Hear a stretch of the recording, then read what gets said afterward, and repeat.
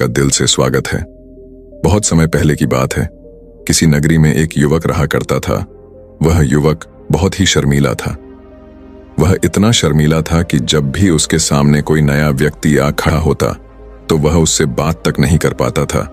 यहाँ तक कि जिन्हें वह जानता पहचान था उनसे भी बात करने में उसे बहुत शर्म आया करती थी। वो उनसे भी ठीक से बात नहीं कर पाता था और अपनी इस समस्या के कारण वह खुद ही बहुत परेशान रहता था, क्योंकि वह अपने जीवन में कुछ कर ही नहीं पा रहा था। धीरे धीरे समय बीतता गया और समय बीतने के साथ साथ उस युवक की शर्माने की आदत भी बढ़ती चली गई, जिसके कारण वह अत्यधिक निराश, परेशान और चिंतित रहने लगा। उसे यह समझ नहीं आ रहा था कि वह अपनी इस समस्या से किस तरह से छुटकारा पाए। उसके घर वाले भी अब उसकी इस समस्या को लेकर बहुत चिंतित रहने लगे थे। वे सोचते थे इसका क्या होगा, ये अपने जीवन में कुछ कर पाएगा भी या नहीं। जब भी वह कहीं पर काम के लिए जाता तो लोग उसके इस सीधेपन का फायदा उठाते उसे परेशान करते, और वह इतना भोला था कि वो कुछ ज्यादा कह नहीं पाता था, जिसके कारण उसे कोई कुछ भी कह देता और वो वहां से चला जाता। इन्हीं सब कारणों की वजह से उसका मन कहीं भी किसी भी काम में नहीं लगता था। वह हर काम को कुछ ही दिनों में छोड़ दिया करता था। उसके मन में बहुत कुछ चल रहा था। उसके मन में विचारों के तूफान उठ रहे थे। वह सबसे बहुत कुछ कहना चाहता था, लेकिन अपनी इस आदत के कारण वह किसी से कुछ नहीं कह पा रहा था। वह अंदर ही अंदर घटता जा रहा था। उसके सारे विचार, सारी बातें उसके मन में ही दबी पड़ी थी, लेकिन कभी भी वह किसी से भी अपने मन की बात नहीं बताता था। जब छोटा सा बच्चा था तब उसे लोग बहुत पसंद करते थे। उसकी इस आदत को भी लोग सराहते थे, लेकिन इसी आदत की वजह से जब वह युवा हो गया तो इसी आदत के कारण उसे अपना जीवन जीने में भी अत्यधिक परेशानियां उठानी पड़ रही थीं, और वह युवक भी अपनी इस गलती के कारण बहुत परेशान रहता। अपनी इस एक आदत से छुटकारा पाना चाहता था। वह चाहता था कि वह लोगों से अपने मन की बात खुलकर कह पाए।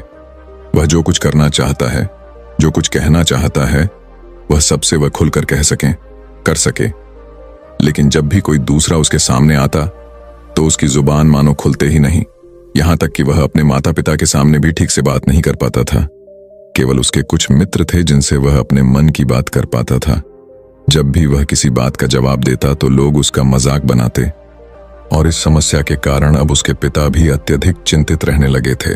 वह चाहते थे कि उनका बेटा भी दूसरों के सामने अपने मन की बात रख सके, लेकिन एक दिन जब अपने उस बेटे को दूसरों के सामने शर्मिंदा होता हुआ देख रहे थे तभी उन्हें बहुत क्रोध आया और वह अपने बेटे को खरी खोटी सुनाने लगे।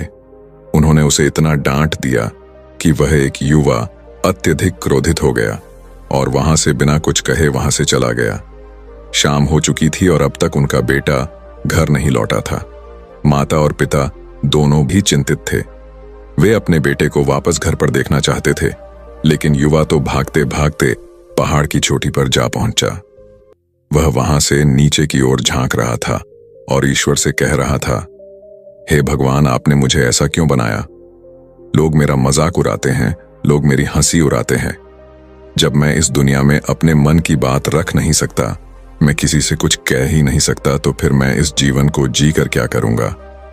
जब भी मैं किसी से कुछ कहने की कोशिश करता हूं तो लोग मेरा मजाक बनाते हैं, मेरी हंसी उड़ाते हैं, यहां तक कि वह मुझसे कुछ भी कहकर चले जाते हैं और मैं उनका जवाब नहीं दे पाता। ऐसा जीवन जीकर मुझे क्या मिलेगा? इसलिए मैं तेरे पास आ रहा हूं। इतना कहकर जैसे ही हुआ युवक कूदने की तैयारी कर रहा था कि तभी पीछे से आवाज सुनाई पड़ी, बेटा, जान देना तो बहुत आसान है, लेकिन इस जान को तुम वापस नहीं पा सकते। जैसे ही ये आवाज उसके कानों में पड़ी वह पीछे मुड़ कर देखने लगा। उसने जैसे ही पीछे मुड़कर देखा, उसने पाया कि एक बौद्ध भिक्षु उसके पीछे खड़े हैं। उन्हें देखकर उसने अपने कदम पीछे खींच लिए और चुपचाप वहां पर खड़ा हो गया। अपनी आदत के कारण वह उनसे कुछ कह नहीं पाया। तभी बौद्ध भिक्षु उसी वक्त से कहते हैं, बेटा, क्या बात है? आखिर तुम यहाँ पर क्या कर रहे हो और तुम अपने इस जीवन को क्यों समाप्त करना चाहते हो? ये अनमोल जीवन बहुत कम लोगों को नसीब होता है और तुम्हें यह जीवन व्यर्थ लगता है। इस पर वह युवक कहता है, नहीं नहीं, कुछ नहीं, मैं तो बस यहाँ पर खड़ा होकर देख रहा था। तभी बौद्ध भिक्षु उस युवक से कहते हैं, बेटा, मैं जानता हूं कि तुम यहाँ पर क्या करने आए थे।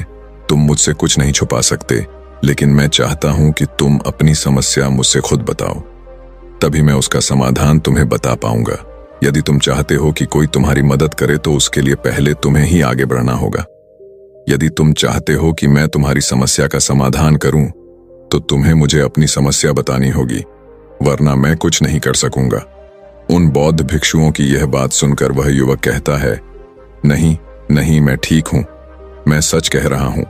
उस युवक की यह बात सुनकर बौद्ध भिक्षु उस युवक से कहते हैं, ठीक है बेटा, यदि तुम नहीं चाहते कि मैं तुम्हारी मदद करूं तो कोई बात नहीं, मैं तुम्हारी बात पर विश्वास कर लेता, लेकिन तुम्हें भी मेरी एक बात पर विश्वास करना चाहिए कि मैं तुम्हारी मदद के लिए ही यहां पर आया हूं। तुम चाहो तो तुम अपनी समस्या मुझे बता सकते हो और मैं तुम्हारी इस समस्या का समाधान भी अवश्य करूंगा। इसका जवाब देते हुए युवक उन बौद्ध भिक्षु से कहता है, नहीं नहीं, मैं ठीक हूं, आप जाइए। इस पर वह बौद्ध भिक्षु उस युवक से कहते हैं, ठीक है बेटा, यदि तुम चाहते हो कि मैं यहां से चला जाऊं तो मैं यहां से चला जाता हूं, लेकिन मेरी एक बात याद रखना, मेरे जाने के बाद मैं तुम्हारी कोई मदद नहीं कर सकता और हो सकता है कि तुम्हारी मदद के लिए कोई और आगे भी ना आए। इतना कहकर बौद्ध भिक्षु पीछे की ओर मुड़े और अपने मार्ग में आगे बढ़ने लगे। वो युवक वहीं पर खड़ा ये सब देख रहा था। जैसे ही वह कुछ दूर पहुंचे, तभी उस युवक ने जोर से आवाज लगाई, हे गुरुदेव, मेरी समस्या बहुत बड़ी है, क्या आप उसका समाधान कर सकते हैं? क्या आप मुझे उसका समाधान दे सकेंगे? यह सुनकर बौद्ध भिक्षु वहीं पर खड़े हो गए। पीछे मुड़कर उन्होंने उस युवक की बात का जवाब देते हुए कहा, बेटा, इस दुनिया में कोई भी ऐसी समस्या नहीं है जिसका कोई समाधान ना हो। यदि तुम मुझे अपनी समस्या बताओगे तो मैं उसका समाधान अवश्य करूंगा। तभी वह युवक उन बौद्ध भिक्षु से अपनी समस्या बताते हुए कहता है, गुरुवर, मेरे लिए एक ही बहुत बड़ी समस्या है, शर्म, जिस कारण मैं किसी से कोई बात नहीं कर पाता। यहां तक कि मैं अपने मन की बात भी किसी को नहीं बता पाता। जब भी मैं किसी से बात करने की कोशिश करता हूं तो लोग मेरा मजाक उड़ाते हैं, मेरी हंसी उड़ाते हैं। जब भी मुझे कोई खरी खोटी सुनाता है, उलटी सीधी बातें करता है, तो मैं उनका जवाब नहीं दे पाता। मैं लोगों की तरह चालाक बनना चाहता, लोगों की तरह बातों का जवाब देना चाहता हूं, अपने मन की बात करना चाहता हूं। मैं इस दुनिया के साथ कदम से कदम मिलाकर आगे बढ़ना चाहता हूं। क्या इसका कोई समाधान है? उन भिक्षु ने उस युवक की सारी बातें ध्यानपूर्वक सुनी और फिर जवाब देते हुए कहते हैं, बेटा, जरूरत से ज्यादा शर्मीला होना, इसका अर्थ यह है कि तुम्हारे अंदर कोई डर है जिसे तुम पहचान नहीं पा रहे, जिसके कारण तुम उसका समाधान करने में भी असमर्थ हो। शर्म करना अलग बात है और डरना अलग। जब हमारे भीतर डर होता है तब हम कहीं भी किसी से भी कोई भी बात नहीं कर सकते। हमें चारों तरफ केवल डर ही नजर आता है और हम हर जगह से डरते ही रहते हैं, लेकिन इसे शर्माना नहीं कहते। शर्म तो बस एक हद तक तुम्हें चुप रख सकता है। फिर वह बौद्ध भिक्षु उस युवक से कहते हैं, बेटा, तुम सबसे अधिक किससे शर्माते हो? युवक इसका जवाब देते हुए कहता है, गुरुवार, मुझे अपने पिता से बात करने में बहुत शर्म आती है, मैं उनके सामने कुछ बोल ही नहीं पाता। तभी वह बौद्ध भिक्षु उस युवक से कहते हैं, अच्छा, तो ये बताओ, जब तुम अपने पिता से बात कर रहे होते हो या फिर बात करने का प्रयास करते हो तो तुम्हारे मन में कैसे ख्याल आते हैं? युवक इसका जवाब देते हुए कहता है, गुरुवर, जब भी मैं अपने पिता से बात करने का प्रयास करता हूं तो मुझे ऐसा लगता है कि मानो मेरे पिता अभी मुझे डांट देंगे, मुझ पर क्रोध करेंगे, मुझसे या नाराज हो जाएंगे, और कहीं ना कहीं मुझे यह भी लगता है कि मैं कुछ गलत बात ही करूंगा। यहां तक कि मेरे मन में ऐसे भी ख्याल आते हैं कि शायद मेरे पिता मुझसे प्यार ही नहीं करते। परंतु गुरुवार, आप कहते हैं कि शर्म अलग है और डरना अलग बात है, तो क्या कोई ऐसा उपाय है जिससे मुझे डर ही ना हो, या कोई ऐसा रास्ता है जिससे मेरे अंदर का यह डर पूरी तरह से समाप्त हो जाए? कृपा करके मुझे इस समस्या का समाधान बताइए। मुझे अपने इस डर से बाहर निकलना है। मुझे लोगों की तरह अपने इस जीवन को खुलकर जीना है। उस युवक की यह सारी बातें सुनकर बौद्ध भिक्षु उस युवक से कहते हैं, जाओ और अपने पिता से कहो कि मुझे कुछ काम करना है और उसके लिए मुझे आपसे कुछ धन चाहिए। यदि तुम उनसे धन मांगने में कामयाब हो गए तो मैं तुम्हें तुम्हारी समस्या का समाधान अवश्य बताऊंगा। वह युवक काफी घबरा गया। उसने उन गुरुवार से कहा, हे गुरुवर, मुझे यह कार्य न दीजिए। मैं उनसे कुछ नहीं कह पाता। उनके सामने तो मेरी बोलती तक बंद हो जाती है। मैं उनसे धन भला कैसे मांग सकता हूं? ये बात सुनकर बौद्ध भिक्षु उसी वक्त उसे कहते हैं, तब तो तुम्हारी समस्या का कोई भी समाधान नहीं है और ना ही तुम कभी भी अपने जीवन को खुलकर जी पाओगे। ये बात सुनकर युवक उन भिक्षुओं से कहता है, गुरुवर ऐसा ना करे, कृपा करके मुझे कोई और कार्य बताइए, कोई ऐसा कार्य जिससे मेरे अंदर का डर पूरी तरह से समाप्त हो जाए, कोई ऐसा समाधान बताइए। इसका जवाब देते हुए वह बौद्ध भिक्षु उस युवक से कहते हैं, बेटा यदि तुम्हें अपने अंदर के डर को समाप्त करना है तो पहले तुम्हें मेरा यह कार्य करना होगा जो मैंने तुम्हें कहा है। वह युवक घबराकर काफी देर सोच विचार करने के बाद फिर गुरुवर से कहता है, ठीक है, यदि आप चाहते हैं कि मैं इस कार्य को करूं तो मैं इसे करने का पूरा प्रयास करूंगा। इतना कहकर वह युवक अपने घर लौट जाता है। उसे देखकर उसके माता पिता बहुत खुश हो जाते हैं और वह युवक अपने पिता से डरते डरते कहता है, पिताजी मुझे आपसे कुछ बात कहनी है। इस पर उसके पिता कहते हैं, बोलो क्या बात है? युवक आगे कहता है, पिताजी मैं कुछ काम करना चाहता हूं और उसके लिए मुझे आपसे कुछ धन चाहिए। क्या आप मुझे कुछ धन दे सकते हैं? इतना सुनकर उस युवक के पिता ने उसकी ओर ध्यान से देखा। काफी देर देखने के बाद वह खुशी से झूम उठे और तुरंत ही उन्होंने कुछ धन अपने पुत्र के हाथों पर रख दिया और कहने लगे, बेटा इतना धन काफी है कि तुम्हें और चाहिए? इसके जवाब में वह युवक अपने पिता से कहता है, नहीं नहीं पिताजी, इतना काफी है, मैं इतने से काम चला लूंगा। वह युवक को उस धन को लेकर तुरंत दौड़ा उन बौद्ध भिक्षु के पास लौटा और जो धन उसने अपने हाथों में ले रखा था उसे दिखाते हुए वह कहता है, गुरुवर जैसा आपने कहा था मैं धन लेकर आपके पास आ चुका हूं। मैंने अपने पिता से धन मांग लिया है। अब मुझे आप मेरी समस्या का समाधान बताओ। बौद्ध भिक्षु उस युवक से कहते हैं, अरे इतनी जल्दी क्या है, अभी तो तुम्हें मेरे लिए एक और काम करना होगा, तभी मैं तुम्हें तुम्हारी समस्या का समाधान बता पाऊंगा और यदि तुम मेरे लिए इस कार्य को नहीं पूरा कर सके तो मैं तुम्हें कभी भी तुम्हारी समस्या का समाधान नहीं बताने वाला। तभी वह युवक उन बौद्ध भिक्षुओं से कहता है, हे गुरुवर अभी तो मैंने आपके लिए काम किया है, अभी आप मुझे एक और काम करने के लिए कहा। तभी बौद्ध भिक्षु उस युवक से कहते हैं, हाँ तुम्हें मेरे लिए एक और काम करना ही होगा। वह युवक एक बार फिर से काफी देर सोच विचार कर उन बौद्ध भिक्षु से कहता है, अच्छा ठीक है, बताइए अब मुझे क्या करना है। इसके जवाब में बौद्ध भिक्षु उस युवक से कहते हैं, जाओ और यह धन जो तुमने अपने पिता से मांग कर लाया है, इस धन को वापस अपने पिता को लौटा दो और साथ साथ ये भी कहना कि पिताजी मैं अभी काम नहीं करना चाहता हूं, लेकिन जब समय आएगा तो मैं आपसे ये धन वापस ले लूंगा। यह बात सुनकर युवक एक बार फिर से ऊपर से नीचे तक पूरी तरह से कांप गया और कहने लगा, गुरुवर आप मुझे कोई और काम सौंप दीजिए, मैं उसे जरूर करूंगा, लेकिन अब यदि मैं धन लेकर उनके पास वापस गया तो वह क्या सोचेंगे मेरे बारे में? मैं तो शर्मिंदा हो जाऊंगा उनके सामने। इसलिए गुरुवर कृपया करके मुझे कोई और काम बताइए। तभी बौद्ध भिक्षु उस युवक से कहते हैं, बेटा जो काम मैंने तुम्हें सौंपा है तुम्हें उसी कार्य को पूरा करो, अन्यथा तुम्हारी समस्या का समाधान मैं तुम्हें नहीं बनाने वाला। काफी देर सोच विचार करने के बाद वह उन बौद्ध भिक्षु से कहता है, ठीक है गुरुवर, मैं वापस जाता हूं और ये धन लौटाकर मैं अभी आता हूं। वह तुरंत अपने पिता के पास वापस लौटा। उसने अपने पिता से कहा, पिताजी मैं यह धन अभी नहीं लेना चाहता, अभी यह धन आप मुझसे वापस ले लीजिए। जब मुझे कोई काम पड़ेगा तो मैं आपसे ये धन वापस ले लूंगा। उसके पिता ने उस युवक की तरफ घूर घूर कर काफी देर तक देखा और फिर मुस्कुराते हुए कहने लगे, बेटा मैं समझता हूं कि किसी भी काम को शुरू करने से पहले हमें उसके बारे में जानकारी इकट्ठा करनी और उसके बारे में समझना जरूरी है। क्या, कैसे और कब तक करना है, इसके बारे में भी हमें जानकारी लेनी जरूरी है। कोई भी काम ऐसे ही नहीं शुरू किया जा सकता, उसमें हम सफल होंगे या फिर नहीं, इसका भी अनुमान हमें लगाना पड़ जाता है और जब हम इन सभी के बारे में सही जानकारी प्राप्त कर लेते हैं तभी हमें धन लगाना चाहिए। मुझे बहुत खुशी है कि तुमने ये सही निर्णय लिया है।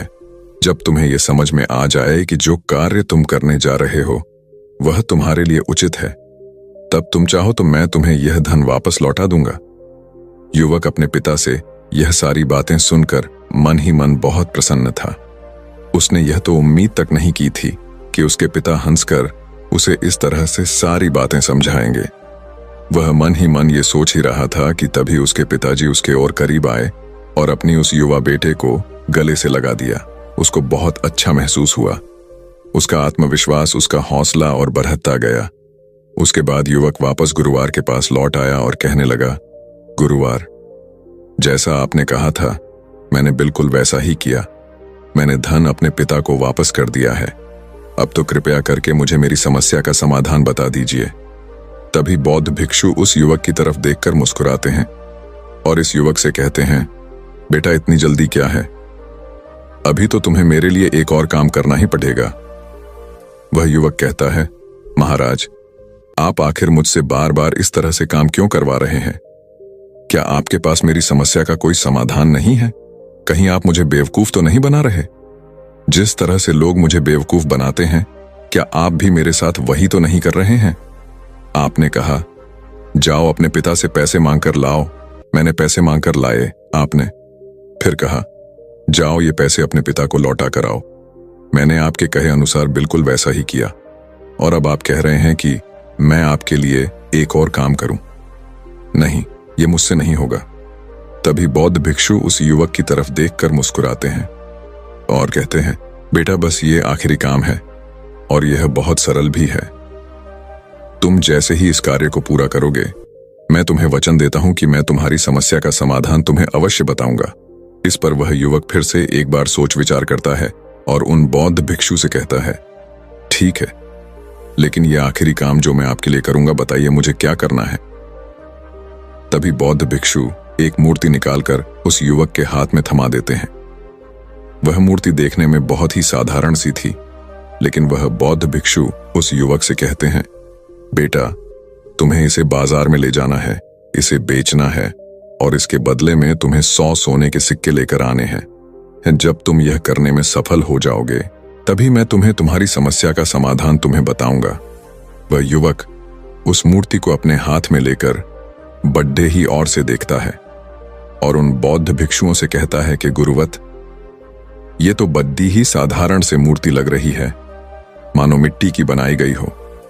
इसके लिए भला 100 सोने के सिक्के मुझे कौन देगा? कहीं आपका माथा फिर तो नहीं गया है? इसके 1 या 2 सोने के सिक्के मिल जाए वही बहुत है, लेकिन इसके लिए 100 सोने के सिक्के कोई नहीं देगा। तभी बौद्ध भिक्षु उस युवक से कहते हैं, बेटा मैंने जो तुम्हें काम सौंपा है, यदि तुम उसे पूरा करोगे तभी तुम्हें तुम्हारी समस्या का समाधान मिल पाएगा, अन्यथा तुम चाहो तो अपने घर लौट सकते हो। मेरे इस काम को पूरा कर दो, तुम्हें सब समझ आ जाएगा। वह युवक उन बौद्ध भिक्षुओं की बात सुनकर मन ही मन यह विचार करता है कि मुझे तो मेरी समस्या का समाधान किसी भी हालत में चाहिए, जिस कारण वह उस मूर्ति को उठाकर बाजार की ओर चल बाजार पहुंचकर वह एक जगह चुपचाप उस मूर्ति को लेकर खड़ा हो जाता है और इंतजार करने लगता है कि कोई आएगा और उसे उस मूर्ति के बारे में पूछेगा और तब वह उस मूर्ति के लिए 100 सोने के सिक्के की मांग करेगा। देखते ही देखते काफी समय बीत गया, लेकिन अभी तक उसके पास कोई भी व्यक्ति नहीं आया था। उसने आसपास देखा तो लोग चिल्ला चिल्ला कर अपने सामानों को बेच रहे थे, जोर जोर से आवाज लगा रहे थे। उसने भी सोचा, यदि मुझे अपनी इस मूर्ति को बेचना है तो मुझे भी जोर जोर से आवाज लगानी होगी। उस युवक ने चिल्लाना शुरू किया, लेकिन वह इतनी जोर से नहीं चिल्ला रहा था। उसकी आवाज उसे खुद तक सुनाई नहीं पड़ रही थी, तो भला उसकी आवाज को दूसरे कैसे सुनते, जिसके कारण उसे कोई भी व्यक्ति खरीदने के लिए तैयार नहीं थे।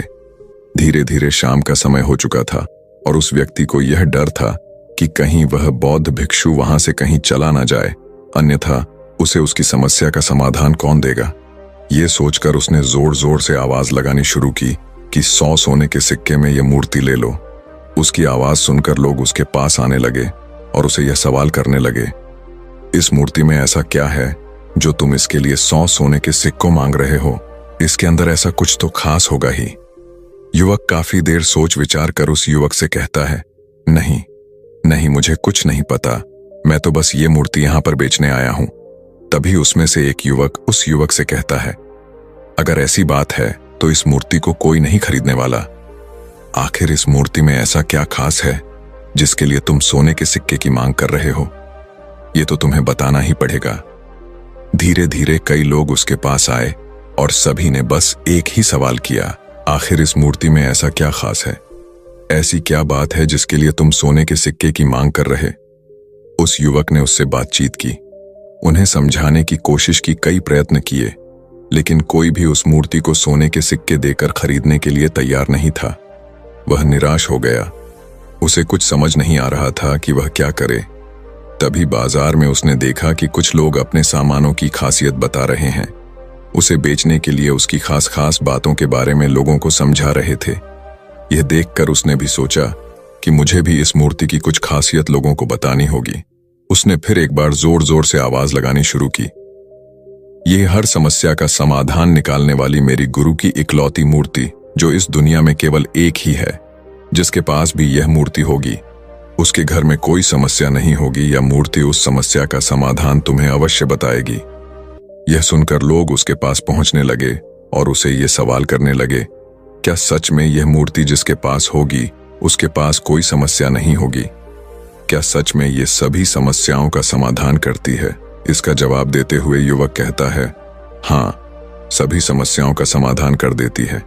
यदि आप इस मूर्ति को ले जाते हैं, आपके घर में कोई भी समस्या होगी तो उसका समाधान ये आपको अवश्य बताएगी।